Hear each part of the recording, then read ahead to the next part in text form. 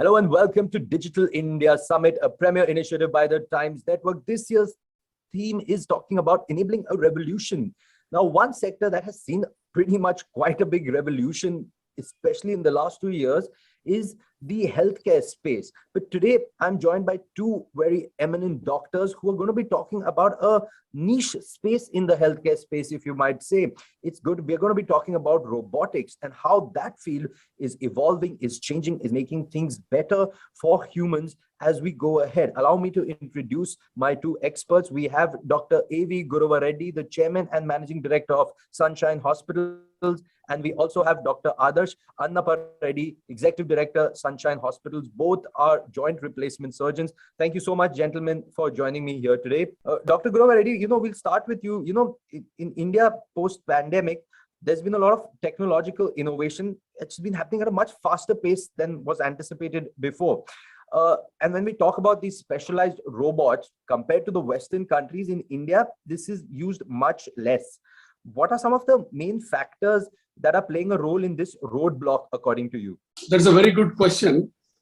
The personal interface or the human touch is very important in our culture. So especially in healthcare, when somebody falls sick, many people come and visit them both at home and in the hospital. You should see the visiting hours of Indian hospital. It will be swarming with people.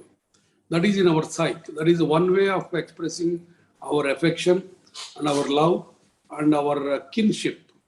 So the robots are never going to replace the human space in healthcare, especially in India, especially in the OPD activities like taking the pulse, greeting the patients. There may be one novel robot here and there, but they are never going to replace the human interface in that space. So thank you, Dr. Gurava Reddy, for setting the context on a wider scale. But Dr. Adarsh, now I'll come to you with some specifics. Let's go deeper into that. And when we talk about specialized robots in surgery, how are you seeing them playing a role? What are some areas that you're seeing these robots being really helpful, or rather these robots really being used in? Oh, it's a good question again, Sumit. So robots are slowly entering into the medical space, but they're more useful in the surgical space, especially in medicine. Surgeries are definitely going to benefit more from robots. Around the world, already a lot of robots are being used. If you talk about what type of surgeries, the Da Vinci robot has been there for quite some time now for general surgeries, for urological surgeries and prostate surgeries, etc.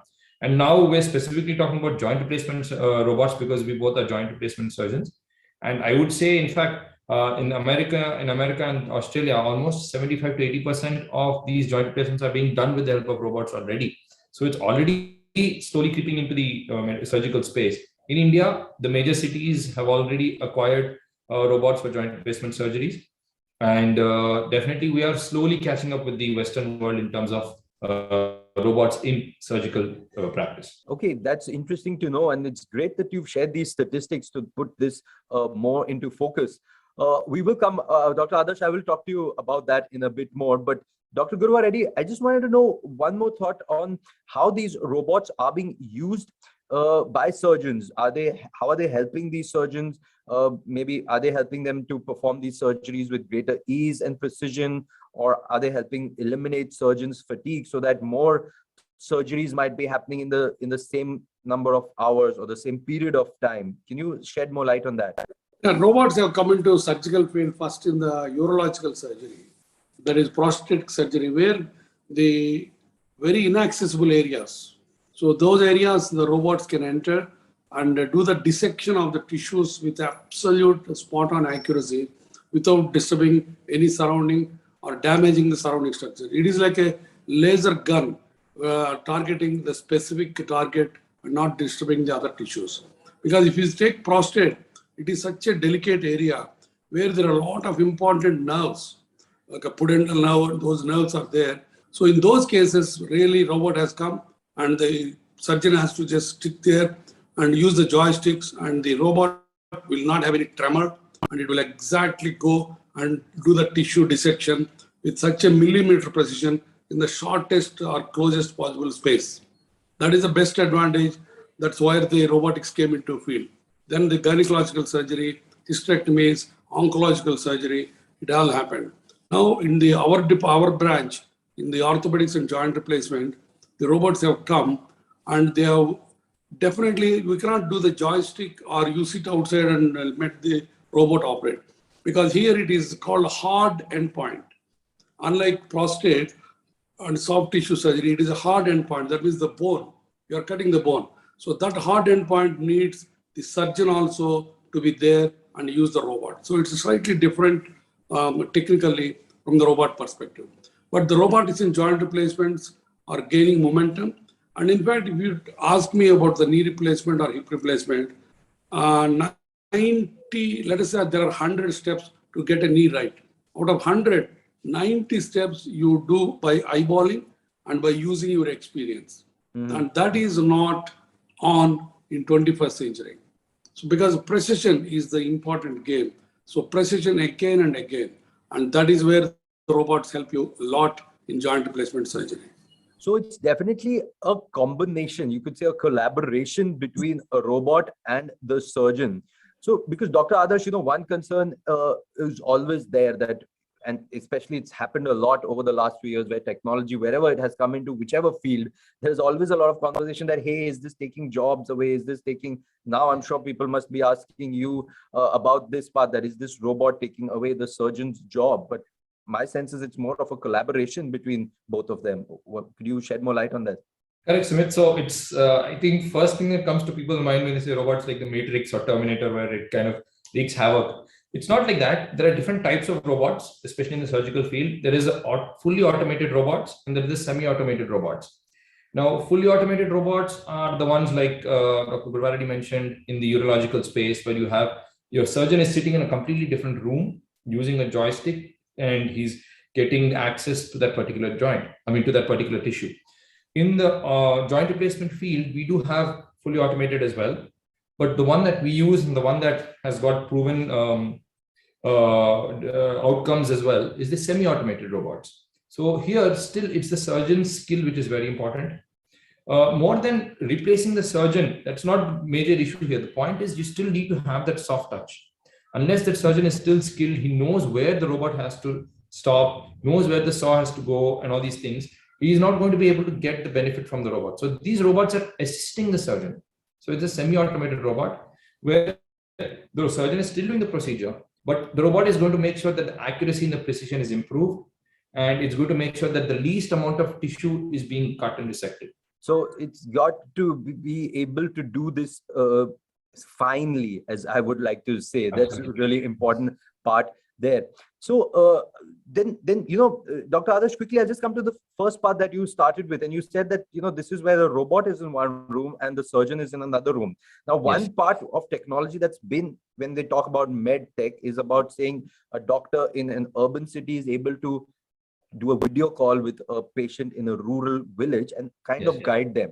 So could this be, or is this already happening, where there's a doctor in an urban city, for example, urban hospital, and there's a robot in a rural hospital, and the surgeon is doing a bit of the surgery there? It is there in some places in the world. As I said, the urological and the general surgeries, some of them are being done like this with the use of internet. And even cardiac surgery is also cardiac surgery also. At the moment, in orthopedic surgery, it hasn't. I per se wouldn't want a robot to be like wreaking havoc on my knee without a surgeon there. But of course, the things may change in the future. It may come to that stage. So, in sense, Sumit, even when the robot will not be there unmanned in the remote area. Right. There will be a surgeon, probably a junior expertise-wise, a junior surgeon.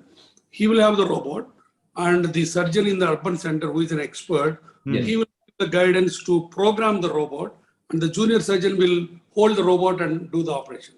So robot will not be there unmanned. No, that is in cinemas, not in the real picture. Great. So, but again, that is just, one of the possibilities that we have for this. Definitely in the future. So, Dr. Gurava Reddy, you spoke about these robots being used in prostate surgery, in orthopedic surgery, in your field of expertise in cardiology. Are you seeing this being used in other sectors? Any more areas in the medical space that you see that going ahead could be benefited by robotic surgery? Yeah, you see, surgical field, the robots will be there. It will be there. It's already there in the neurosurgery. It is there in the gynecological surgery, urological surgery, cardiac surgery, and orthopedic surgery, joint replacement, spine surgery. The robotics are there in the surgical fields, and in future also it will come into major micro procedures as well. But when it comes to the medical field or non-surgical fields, the robots also might come into the future, but they will come with artificial intelligence and the big data. So I would say the robotics, but there is artificial intelligence and big data. That is another facet of the artificial intelligence. Basically, now let us say one patient comes with a cough. Now the doctor has to take his history and take his chest X-ray, take his CT scan, take his ultrasound, and then using his experience and his past experience, he has to come to a differential diagnosis. But in the next 5 years or 10 years, you don't need to do that. You just cough with the simple cough and with one chest X-ray, the artificial intelligence can put up, this guy has got this diagnosis, full stop. So that is already gaining momentum because big data, just like our field also, for example, we got a gross deformities, arthritis, people will come with horrendous bowed legs. So in that, we got to use your expertise, which ligament do you release, how much bone to cut, how you align the bones and all that.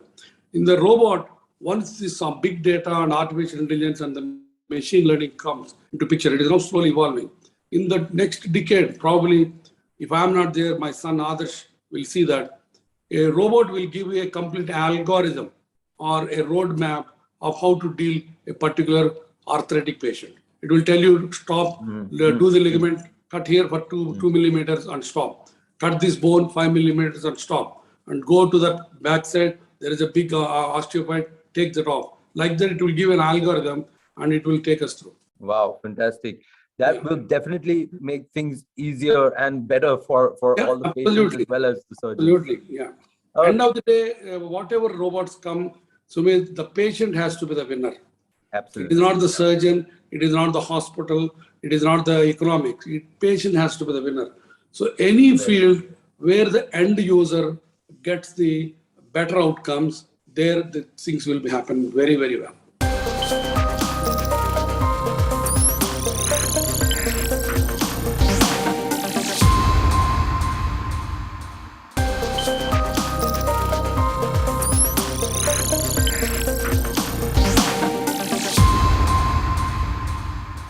Dr. Adarsh, I want to take the conversation a little ahead to a different angle, you could say.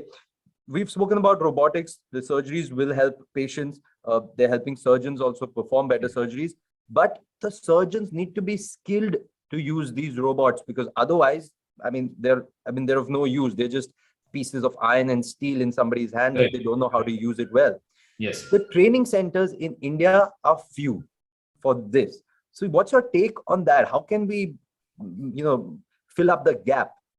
It's a very good question. Again, as I said earlier, the robot is not going to be doing the procedure on its own. You still need the skill of the surgeon. You still need to know how to do a joint replacement, because I'm a joint replacement surgeon. I'm talking specifically about that.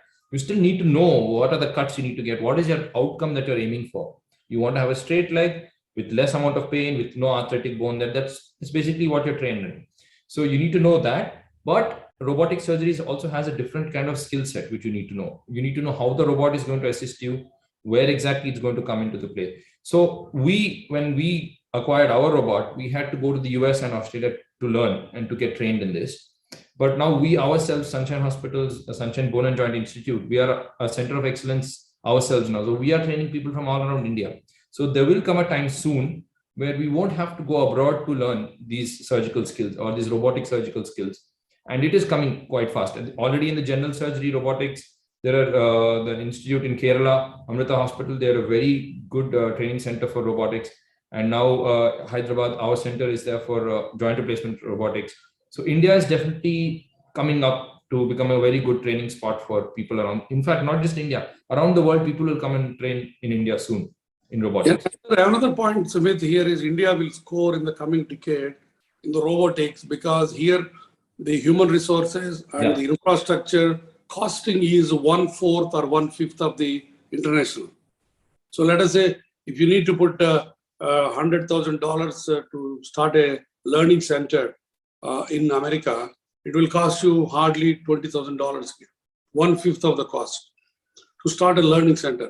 So in fact, we are now on the verge of, we are exploring and we are on the verge of starting a cadaver training center for the robotics in the near future. So which will be, once you set up the standards, people from all over the world will come to India to learn. That will be great because that will again help us also, all the people, again on a larger scale, the economy and all those angles also, but definitely helping our overall healthcare system improve.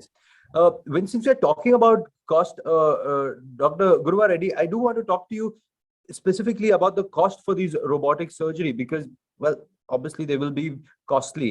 So how do you see that gap being coming down later? Do you, as other things, do you expect that in the future the costs will keep coming down? How will the larger public be able to be benefited by this eventually? One of the criticisms or the skeptics keep on saying about the costing of the robotics, which is valid to some extent. But the robotics per se, the joint replacement, you don't need to charge lakhs and lakhs of rupees for an extra robotic surgery. So at the most, let us say in dollars wise, you just need to spend another probably $500, $600 more than in a conventional surgery to get the extra robotic space. Number two, the robots also getting cheaper year by year because once the quantum and the critical numbers are increasing, the robots are also getting cheaper. Then number two. Number three, insurance companies are now coming into the fold, accepting robotic and cosmetic surgeries also by offering the clients a special premium for that. So a lot of insurance companies are coming into the fold and now they will offer robotic surgeries also within their scope. I think that will be the major boost for robotics when insurance. All these factors put together, it will become, robotics will not become unaffordable in the near future. Anybody who can afford a joint replacement can afford robotic joint replacement as well. There's no doubt about that. Yeah. Interesting. And so, Dr. Adarsh, what would you, and I'll come to you also, Dr. Gurava Reddy, same question.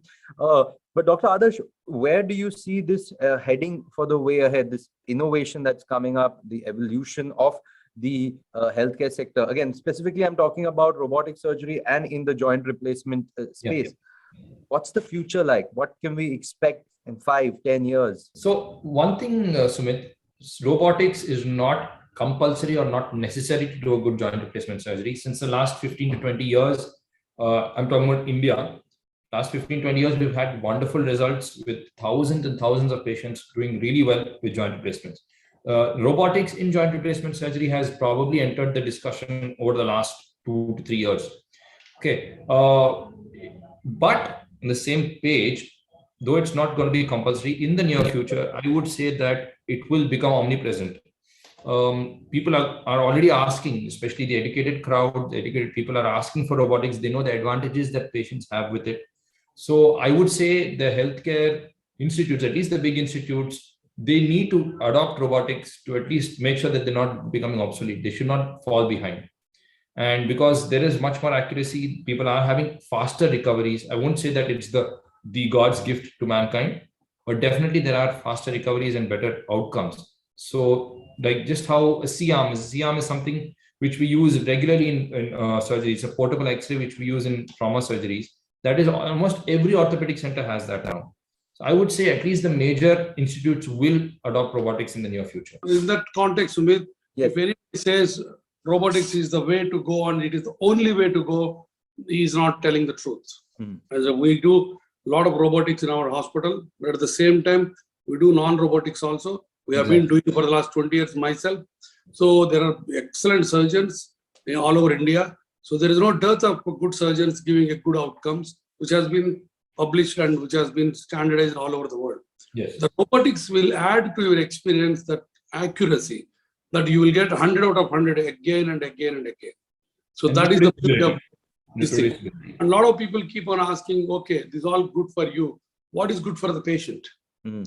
Again, as I said before, Yeah. unless there is some tangible better outcomes to the patient, no Yeah. technology will survive in healthcare, especially healthcare, because the end user is the one who pays for it and who feels it, who feels the beauty of it.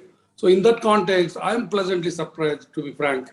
It took me 5 years to marry the concept of robotics.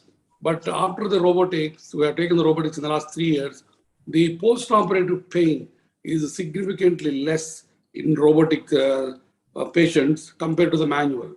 The reason is nobody is sure, but the one hypothesis is the inflammatory markers. That means the chemicals which are released when you cut the tissue are less released in case of robotics because we are not cutting all the tissue. So we are just opening one window rather than one whole 2 doors. Let us put it that way. So in that way, the inflammatory markers are less and you don't violate any tissues which are not needed because haptic boundaries are there. Again, another beauty or another advantage of the robot, this especially the robot which we use, the Mako robot, it has got a haptic boundaries. That means basically it will define the boundaries. In between only you can operate. If you go beyond that boundary, the saw will stop. Yeah.